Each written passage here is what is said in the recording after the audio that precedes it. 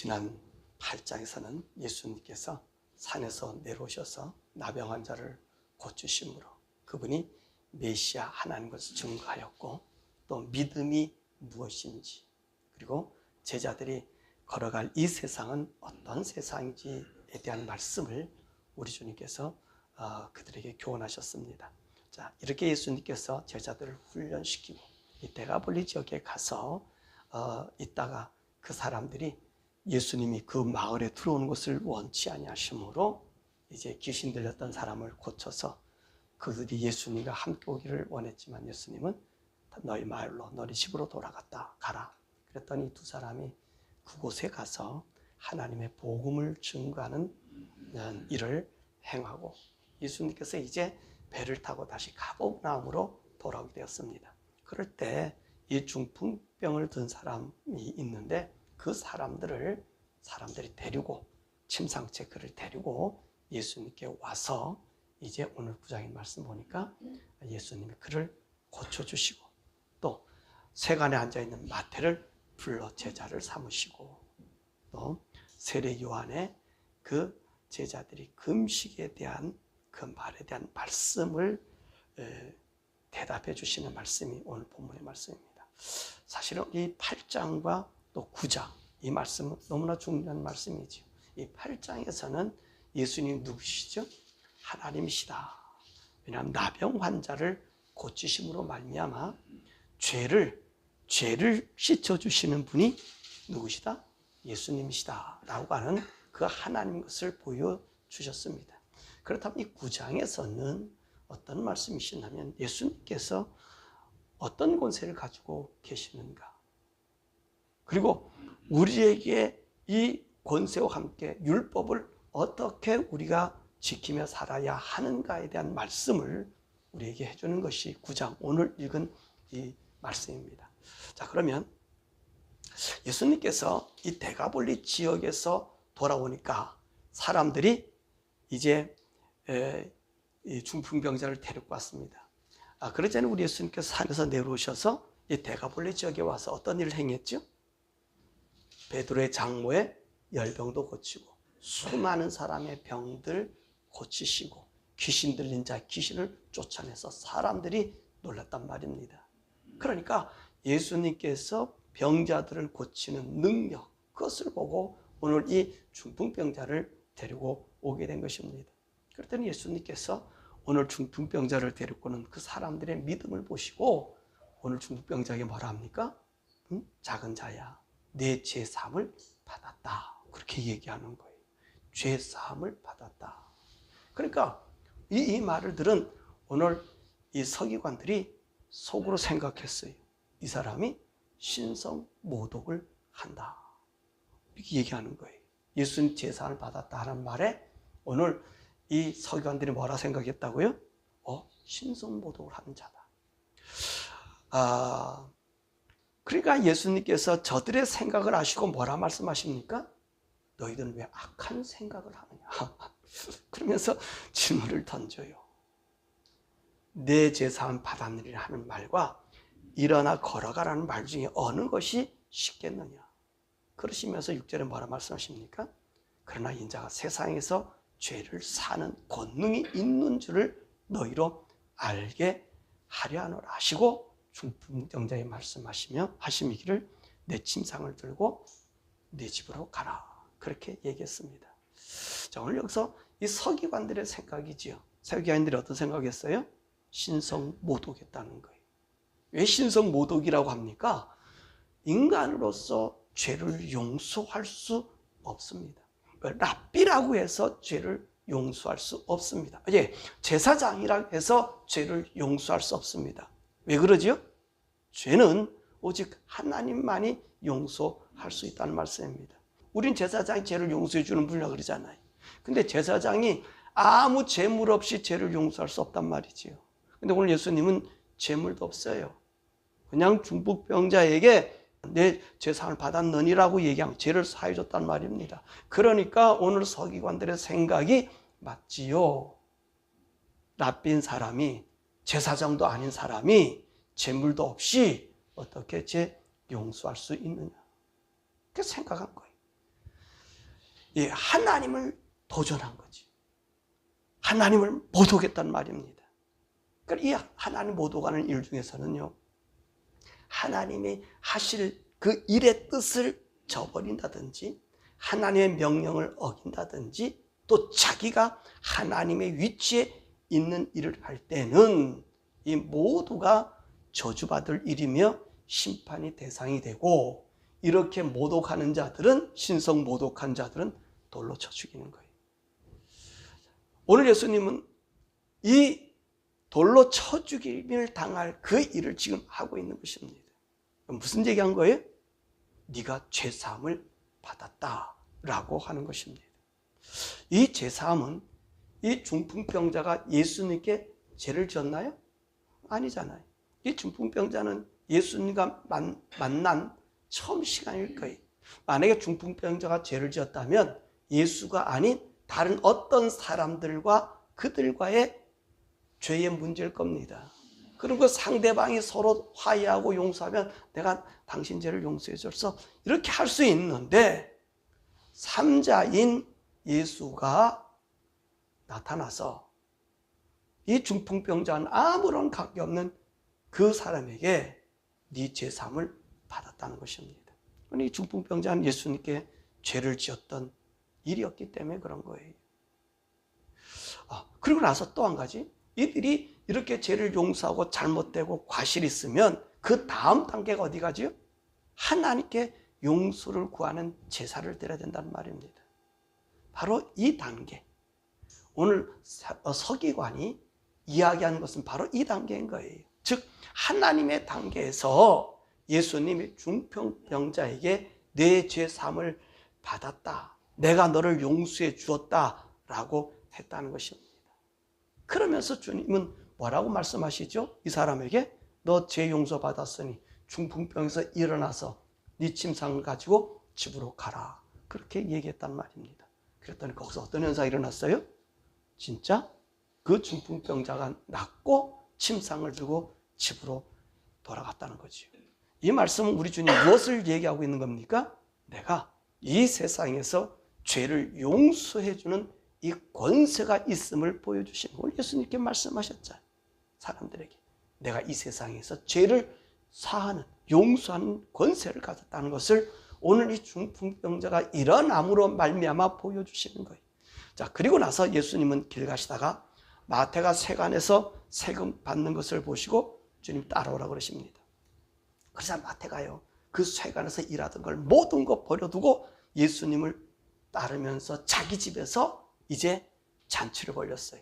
그랬더니 거기에 세리들과, 많은 세리들과 죄인들이 함께 음식을 먹습니다. 자, 이것을 바라본 바리새인들이 제자들에게 물어요. 뭐라고 묻습니까? 야, 너희 선생이 어떻게 이 세리와 죄인들과 함께 식사를 하느냐? 예수님께서 이 말을 듣고 이렇게 대답하셔요. 뭐라 말씀하시면 12절에서 13절 보니까 건강한 자에게는 의사가 쓸데없고 병든 자에게야 쓸데있느니라.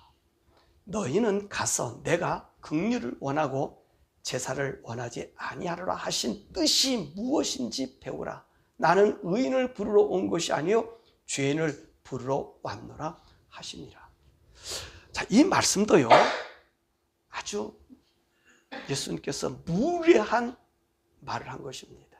자, 말해 건강한 자에게는 의사가 쓸데없고 병든 자에게 쓸데있다고 하십니다.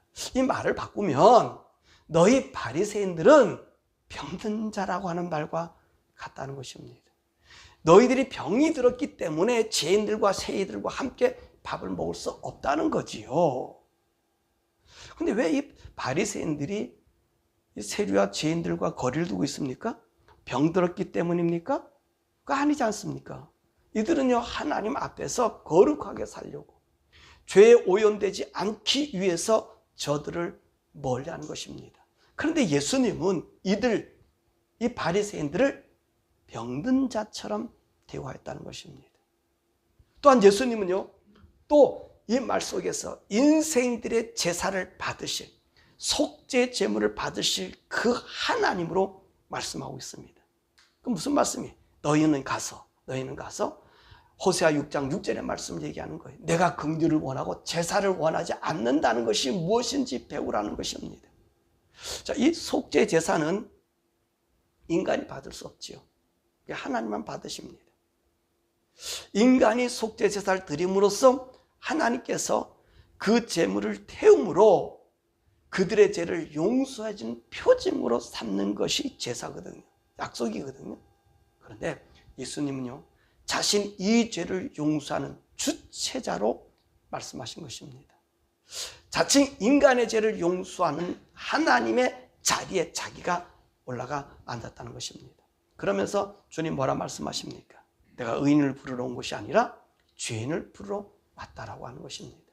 그러므로 우리 예수님께서 자신이 이 땅에 오신 것, 내가 이 일을 하는 것은 죄를 용서하기 위해 죄인을 부르러 오셨다는 것입니다. 자, 이렇게 예수님과 제자들과 함께, 그리고 세리와 죄인들과 함께, 또 바리새인들과 이 얘기 서기관들과 이런 얘기하고 있는 이 와중에 누가 왔냐면 세례 요한의 제자들이 와서 질문합니다.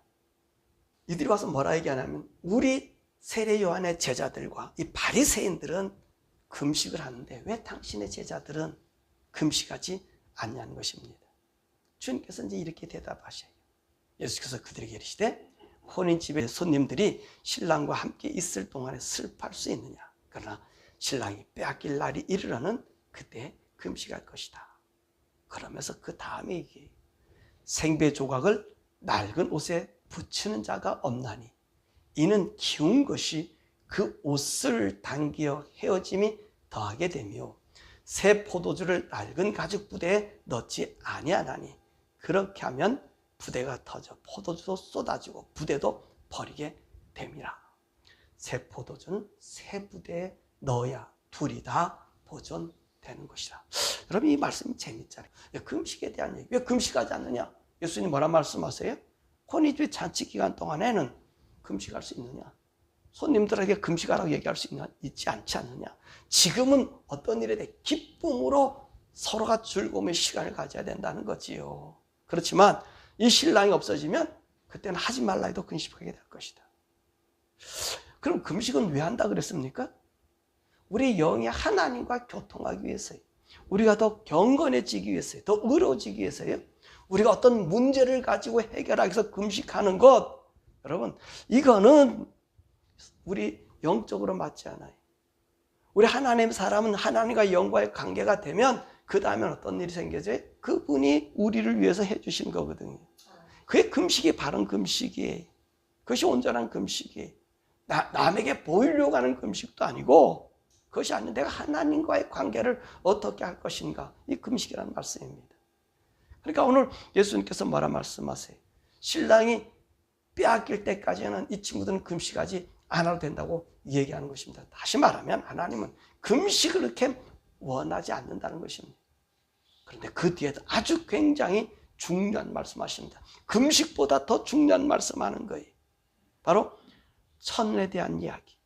옷에 구멍이 나면, 헌 옷에 구멍이 나면 새천으로 그 옷에다가 메우게 되면 이 새천으로 인해서 옛날 낡은 옷이 더 손상이 된다는 거예요.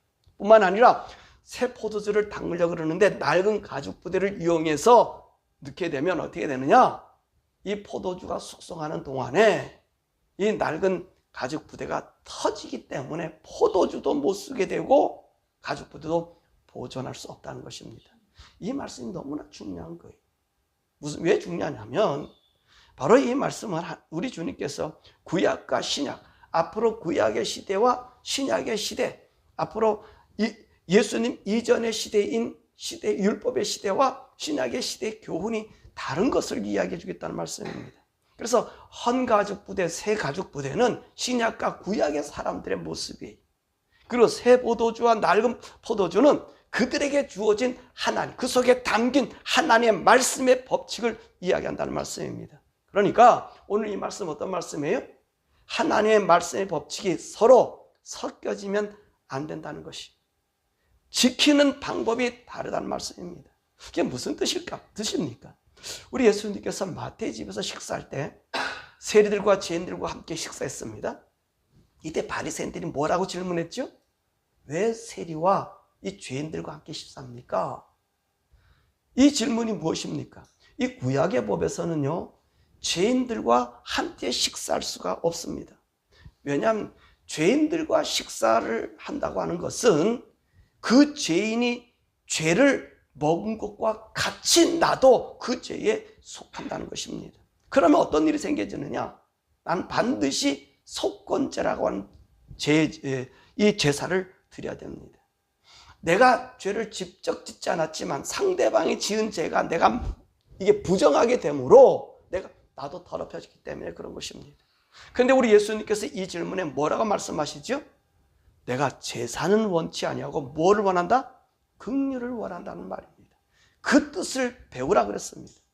즉 이제는 제사로 인하여 속죄함 받는 것이 아니라 하나님의 긍휼하심으로 우리의 죄가 용서받는 시대가 됨을 이야기해 주는 거예요. 그래서 새 포도주는 새 가죽 부대에 넣어야 된다고 얘기하는 것입니다. 뿐만 아니라 이 세례 요한 이 제자들의 질문, 이건 참으로 중요합니다. 왜냐하면 이 세례 요한의 제자들과 이 바리새인들과는 달라요.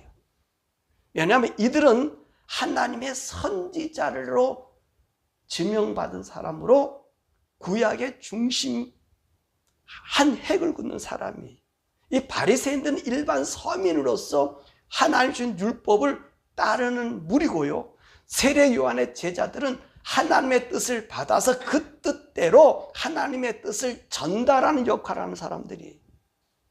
그러니까 오늘 이 세례 요한의 이 제자들이 질문한 것은, 그리고 이 질문에 예수님께서 대답한 것은 그 의미가 상당히 크다는 것입니다. 다르다는 거예요. 우리 주님이 하시는 말씀이 뭐예요? 새 포도주, 낡은 포도주, 그때 새 가죽 부대, 낡은 가죽 부대, 헌옷, 새 옷, 그 얘기하잖아요. 그러면서 이게 섞여야 섞이지 말라고? 함께 섞지 말라 그러잖아요. 섞으면 안 된다는 것이에요. 그러니까 우리 사람들이 이 부분을 가지고 이제 이 문제점이 있어요. 이 말씀을 이것대로 해석하면은, 그럼 뭐라고 얘기하냐면, 이제는 우리가 예수님 오셨기 때문에 구약은 더 이상 소용없고 신약만, 예수님만 믿으면 된다, 그렇게 얘기합니다. 근데 그렇지 않아요. 다른 성경, 다른 복음서에서 말씀 보면 이렇게 얘기했어요. 새 포도주는 새 부대에, 묵은 포도주는 낡은 부대에 넣어야 이 새 포도주도 그리고 낡은 포도주도 둘 다 보존된다, 그렇게 얘기했어요. 그러니까 쉽게 우리 말씀하면 신약과 구약이 다 보존돼야 된다는 것입니다. 그러면 섞이지 말아야 될 것이 뭐죠? 지금 여기서 무엇이 문제가 됐어요? 문제가 된 게 뭡니까? 죄가 문제가 됐잖아요. 이 죄를 용서하는 방법이 뭐죠? 그 당시 제사란 말입니다. 이 제사제도라는 거예요. 그러니까 지금은 섞이면 안 되는 것이 뭐죠? 제사제도가 섞이면 안 된다는 것입니다. 이 예수님이 보이신 것이 뭐냐면 이 세리와 죄인들과 식사하면서 하신 말씀이 뭐라 말씀하셨어요? 내가 긍휼을 원하고 제사를 원하지 않는, 제사를 원치 아니하고 긍휼을 원한다는 거예요. 그러니까 바로 우리 주님은 이 제사 제도가 다르다는 것입니다. 예수님이 오셔서 이제는 구약의 제사는 더 이상 필요하지 않아요. 왜냐하면 예수님이 죽으심으로 말미암아 구약의 제사는 이제는 더 이상 필요 없어요. 우리의 제사는 예수의 피로 바꿔진 것입니다. 그래서 예수님, 내가 모든 사람들에게 대속물로 죽는다고 말씀하셨어요. 또 세례 요한도 예수님 보고 뭐라 말씀하셨어요? 제일 첫 번째 예수님 보자 세상 죄를 지고 한 하나님의 어린 양이라고 외친 것입니다. 그러므로 이제는 제사함을 받는 제사가 달라졌다는 거예요. 우리 하나님의 긍휼 앞에 우리가 간다는 것입니다. 또 한 가지, 우리가 또 이 구약과 신약에 달라진 것 있다면 이 말씀을 지키는 방법이 달라졌어요.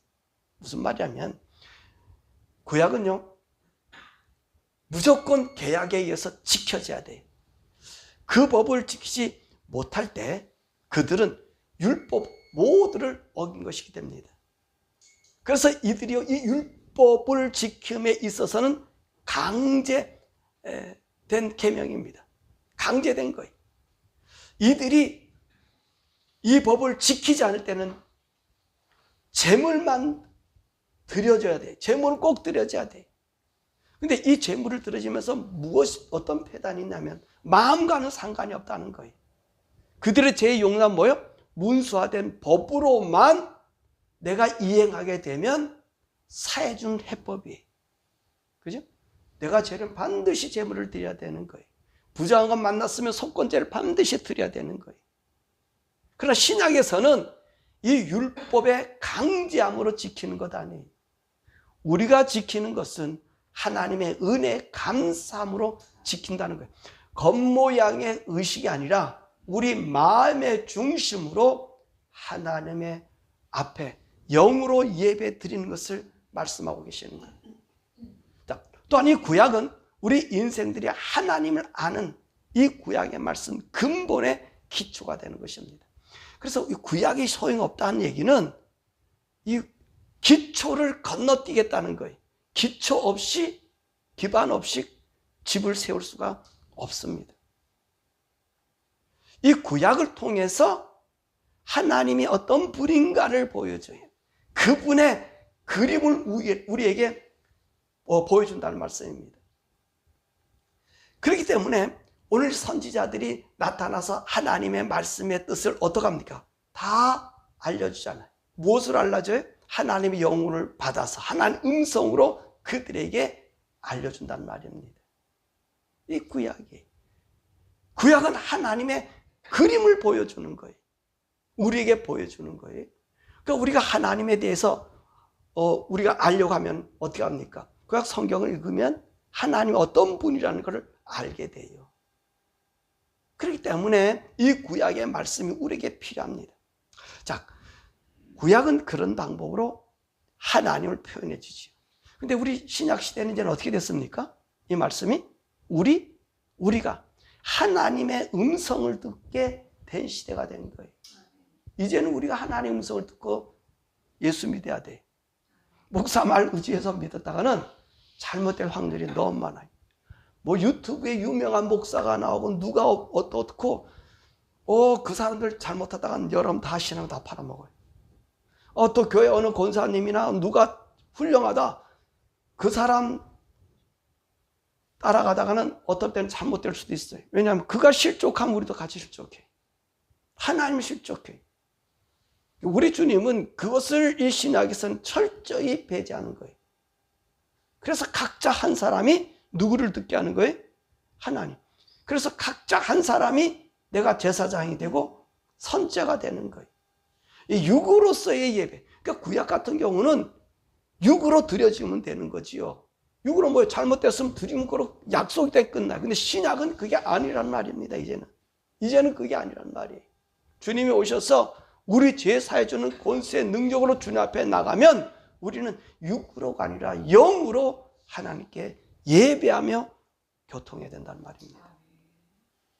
여러분, 오늘 우리 주님이 오셔서 이걸 오늘 지금 9장에서는 얘기해 주시는 거예요. 제사함 받은 권세, 제사하는 권세가 이제는 제사가 아니라 무엇으로? 하나님 믿는 그 믿음으로 나가는 거예요. 믿음으로 나갈 때 누가? 성령님이 우리에게 주신다는 말씀입니다. 그리고 또 율법을 지켜야 되느냐 안 지켜야 되느냐, 여러분 구약 성경이 필요 없다 안 하다 이거에 대해서 왈가불가할 이유가 없어요. 왜냐하면 왜 그러죠? 이건 밑그림을 그려주기 때문에 그렇습니다. 하나님의 법을 지키는 방법이 구약과 신약이 다를 뿐입니다. 그러나 하나님 말씀한 법은 어떻게 해야 되죠? 지켜야 되는 거예요. 자, 우리가 예수 믿으면 구약의 법이 지켜질까요? 안 지켜질까요? 자연적으로 지켜집니다. 왜 지켜지는지 아세요? 그거는 강제된 기초법이에요. 기초예요, 기초. 그 사람들이 하나님을 만날 수 없으니까, 그러니까 선자의 영을 듣고 이 케이스로 그냥 가는 거예요. 그러니까 우리가 수동적인 신앙의 사람이지요. 수동적인 거예요. 근데 신약은 어떻어요? 우리는 그렇지 않아요. 하나님의 영을 받음으로 수동적이 아니라 자발적이 돼. 왜 자발적이 되냐면 그분의 은혜를 내가 경험했기 때문에 그래. 내가 죽어본 적 있습니까? 죽어본 적 없잖아요. 구약에는 죽어본 적이 없어요. 왜? 동물이 대신 죽어줬으니까. 그러니까 하나님의 은혜와 그 사랑에 대해서 짐승아 내 대신 죽었구나. 그래서 짐승을 어떻게 합니까? 이 짐승을 아주 귀하게 길러요. 구약에서는. 하나님께 제사 드릴 짐승은 흠이 있으면 안 되니까 자기 죄 속죄함 받기 위해서 어떻게 해요? 이 짐승을 아주 귀하게 기른단 말입니다. 자기 집에서 드릴 짐승은. 왜? 흠 있으면 안 받으니까. 흠 있으면 내 죄가 용서받지 않으니까. 그러니까 이 사람들이 뭐 위주가 되는 거예요? 행위 위주가 되는 거예요. 그러니까 구약에서 왜 사람들이 이상할 정도 이스라엘 사람들이 우상을 잘 섬기지요? 섬기는 이유가 바로 그 원인이 거기 있어요. 내가 제사를 드려야 되는데 어때요? 짐승 가져가야 되잖아요. 짐승이 하나님보다 우선될 수 있다는 말이지요. 이게 기초적인 신앙이에요. 왜? 내가 죽는 것이 아니라 누가 죽기 때문에? 짐승이 죽어요. 그러니까 그것만 잘 길렀다가 가서 죄 지을 때 그놈만 갖다 바치면 내 마음과 상관없이 구약은 어떻다고요? 법이니까 용서해 주는 거예요. 그러니까 우리 주님 뭐라고 말씀하셔요? 이사야서 말씀 우리가 배웠잖아요. 가져오지 말라.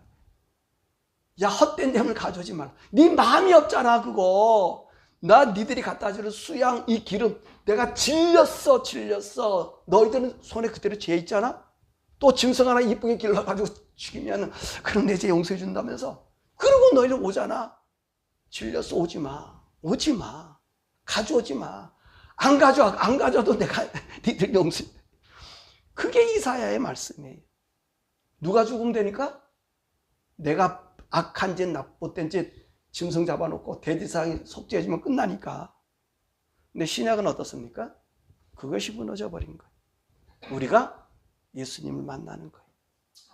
우리가 예수님을 만나서 나의 죄악이 어떤 것인가를 그분을 통해서 깨달아지는 거예요.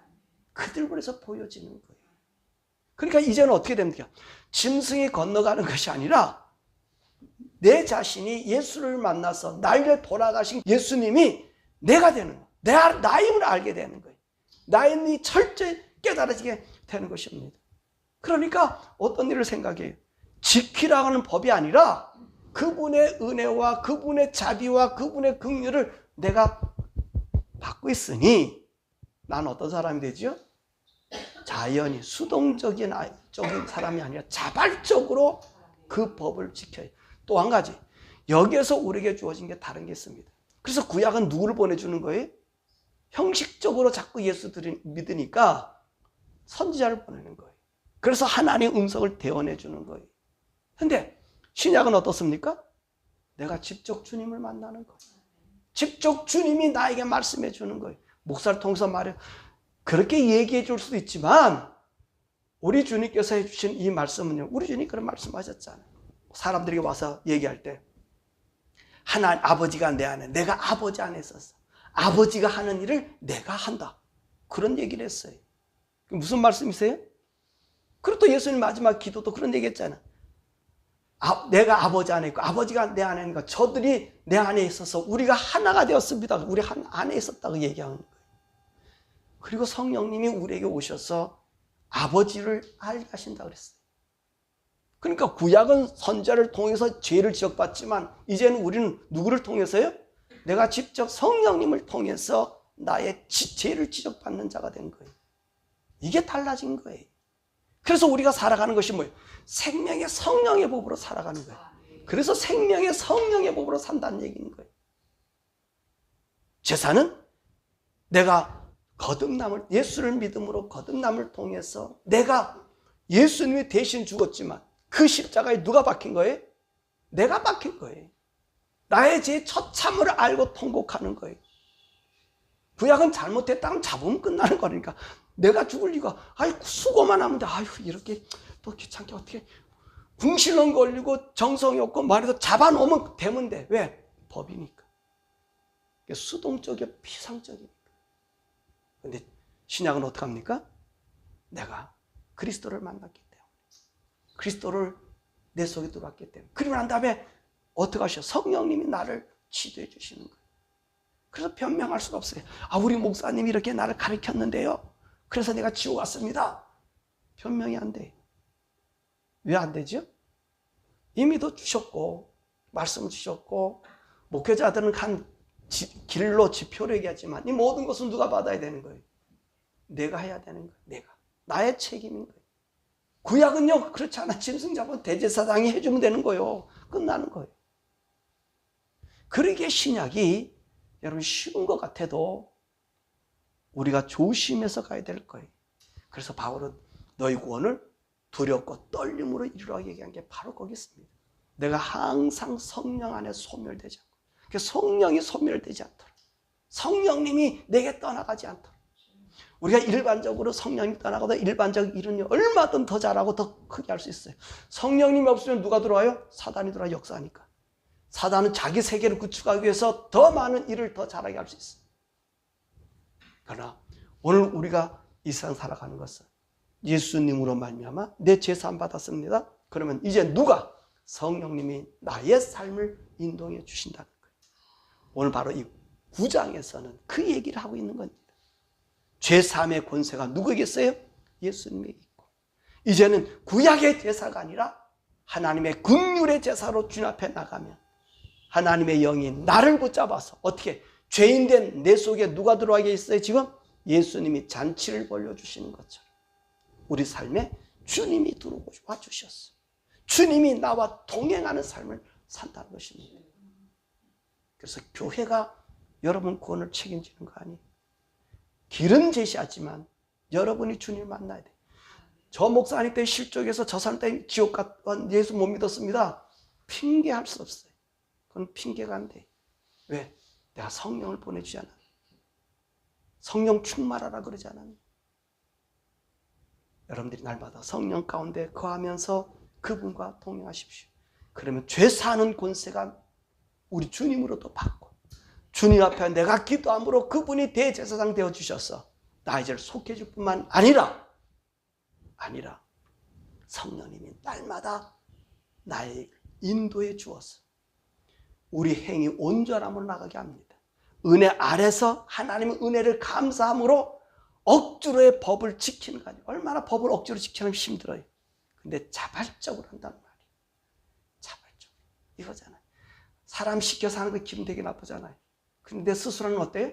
힘들어도 기분이 좋죠. 맞아요? 이게 생명의 성령의 법. 우리 주님이 죄 용서해 주시면서 우리에게 주신 법이. 하나님의 법은 심판이 무서워요. 그렇지만 우리가 그 은혜 아래서 그 은혜를 만나서 성령님과 교통함으로 나갈 때 하나님의 법이 온전히 우리 가운데 성취되는 거예요. 그래서 의로운 의인이 되는 것이고 하나님의 구원의 찬양을 부르는 찬양의 존재자가 되는 거예요. 바로 이 9장에서는 그 얘기해 주시는 거예요. 죄인들이 주님과 함께 찬양하잖아요. 멸시받던 자들이 주님과 함께 기뻐하잖아요. 잔치의 기쁨을 누리잖아요. 왜요? 죄사함은 짐승이 아니라 바로 우리 주님과 함께 주님 앞에 믿고 주님과 함께 있는 자만이 용서받고 자유함을 누리기 때문에 그렇습니다. 그런 성령의 충만함, 그 주님과 함께 제사함에, 그리고 하나님의 법을 억지로가 아니라 하나님의 말씀의 은혜로, 긍휼로 그 법을 성취해 나가는 우리 성도 되시기를 주님 이름으로 축원합니다.